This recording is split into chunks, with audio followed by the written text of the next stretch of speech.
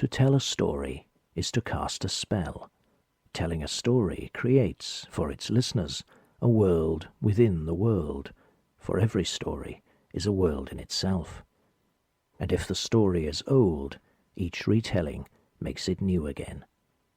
That is why storytelling is a magical thing.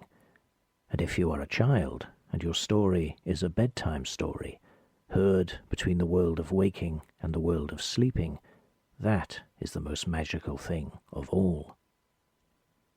In the attic room where they sleep, two little boys are hearing their bedtime story. The room is lit only by a candle, out of the picture to the left, its light creating strong shadows that flicker across the walls and ceiling. The storyteller is an older child, their big sister. She reads from the illustrated book she holds in her lap, and she has reached a vital point in the story. Her hearers, their eyes round and bright as marbles, huddle under the blankets, held rapt and spellbound, transported by the magic of storytelling. The painting we are looking at is called Story of Golden Locks, and it depicts a girl reading the story of Goldilocks and the Three Bears to her two younger brothers. Painted in oil on canvas, it is of moderate size, suitable for many ordinary domestic rooms. It is now in the Metropolitan Museum of Art in New York. The date given for it is circa 1870, and it was most likely painted in 1867 or 1868. The artist was the American painter Seymour Joseph Guy, who was born in Greenwich, England in 1824 and settled in the United States in 1854.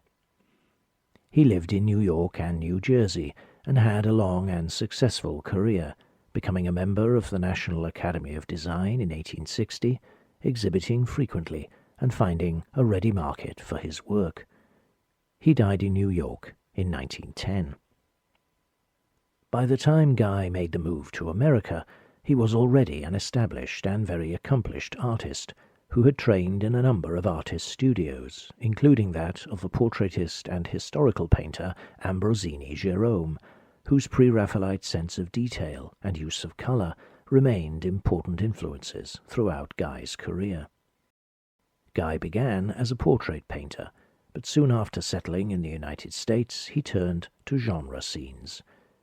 He specialized in scenes involving children, and it was as a painter of children and childhood that he became well known. This was a popular mode of art in the post-Civil War United States, and Guy quickly became one of its most notable exponents. In 1875, the Art Journal wrote of him that his subjects mostly relate to scenes and incidents drawn from child life, and in their composition and treatment he has no superior in American art. He and his wife, Anna Maria Barber, who was the daughter of an engraver, had a large family of 9 children, who often modeled for him. 3 of their children feature in Story of Golden Locks, their eldest daughter, Edith, who was about 13 when the picture was painted, and her 2 younger brothers, William and Charles, who would have been around 6 and 7, respectively. The girl telling the story is wearing a white nightgown, with her hair gathered up by a red ribbon knotted on the top of her head. Her feet are bare, and her right foot rests on the floorboards, while her left foot is raised and tucked up behind it, showing that she has folded her left leg beneath her right as she perches rather precariously on the edge of the bed. Her upright position, emphasized by the dark window that frames her head, contrasts with the horizontality of the bed and its occupants, giving her an air of separateness and authority.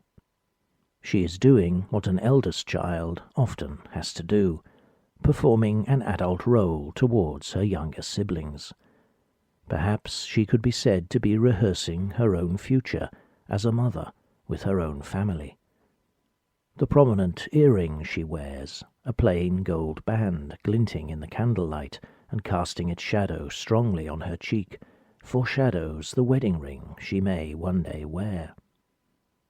The little boys listening to the story are just children, but she, the storyteller, poised on the boundary between childhood and adulthood, must inhabit a more complex and troubled reality. On the chair beside the bed, deposited in an old cigar box, is a discarded doll, symbolizing her forsaking of the things of childhood. Her posture reflects the story she is telling and the dramatic stage of the story which she has reached. Her mouth is open as she makes the words of the narrative come alive, and her right hand is held up towards and above her listeners in the attitude of one casting a spell, as she brings to life the drama and suspense of her tale. Her shadow, dramatically thrown across the ceiling and wall by the candle behind her, looms over the two boys in a way that seems almost threatening, reenacting the dangerous situation of the girl in the story who wakes to find the bears looming over her. But step outside the spell of the story, and you can see it is the girl's shadow, and not the shadow of any monstrous bear. The silhouette is hers, and the little shadow of the bow in the red ribbon she wears is clearly visible on top of her head. Again, the girl's position, with hand raised and book open before her, gives her storytelling a sense almost of benediction. Her spell becomes a blessing, reassuring her listeners that whatever may occur in the story, they are safe from evil. The fingers of her other hand hold open the pages of the book in her lap from which she is reading. It is the story of Goldilocks. The title of the painting tells us that, but such is Guy's attention to detail that we can identify not only the precise point in the tale which his storyteller has reached, but also the particular book of children's stories from which she is reading. We can see an illustration on the left-hand page.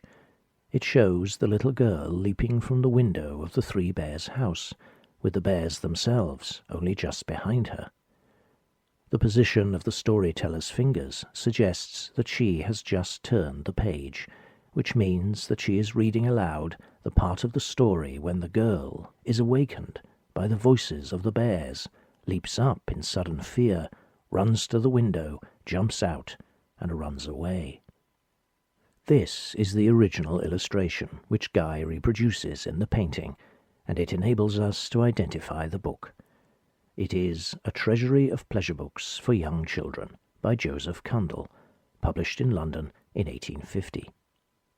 The story of Goldilocks is included as The Story of the Three Bears, based on Robert Southey's influential retelling of the story, published in 1837, except that Southey's old woman protagonist is replaced by a little girl.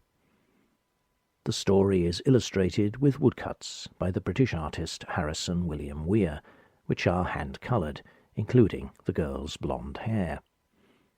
Presumably this book, perhaps brought from London when Seymour Joseph Guy left England for America in 1854, was part of the Guy family library. That the page of the book is reproduced in sufficient detail for us to identify it is typical of Guy's work, and the rest of the painting is full of similarly carefully depicted details. The room is clearly an attic room, with sloping ceiling and dormer window fitted not with curtains, but with a blind. The floorboards are bare and worn, and a worn-out bag or chest of some kind has been carelessly pushed part of the way under the bed. In one place the edging of the quilt is coming away. The paint on the ceiling shows cracks and is flaking away on the corners. The wallpaper is peeling in places, and on walls and ceilings are cobwebs, stains, and marks. Yet, while the room itself may be slightly shabby, nothing in it is truly dirty, broken, or threadbare. The bed is a substantial and well-made one, and the chair next to it is an elegant, if inexpensive, piece of Chippendale revival. Guy always had an excellent eye for the social significance of furniture.